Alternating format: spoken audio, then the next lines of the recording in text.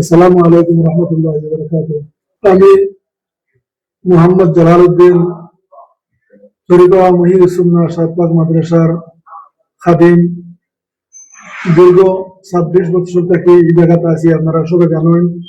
আগামী ২৯ ডিসেম্বর আপনারা মাদ্রাসার বাৎসরিক ওয়াজ, এই ওয়াজ মাহফিল দেশের বরেণ্য উলামায়ে কেরাম আইবা তথা মদিনাতুল মুনাওয়ারা থেকে ডক্টর ইয়াকুব দেহলভি, ডক্টর সালমান বিন ইউসুফ, ডক্টর ফজলুর রহমান দামত বরকাতুহুম তিনজন তশরিফ আনবা।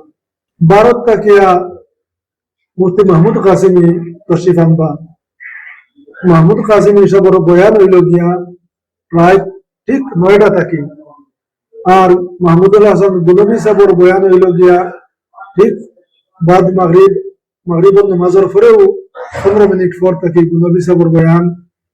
আর জোহরের পরে হইল কি মদিনাতুল মুনাওয়ারা এরার আপনার বয়ান ও দোয়া, এবং আমরা দেশের শেখ মাশাইখ শেখ লক্ষ্মীপুরী দামত বরকাতুহুম, শেখ নাজিম শামসুর, মুহতামিমে আনবিয়া শেখ সিল্লার সাহেব দামত বরকাতুহুম, এই সমস্ত বুজুর্গ ফলাইবা।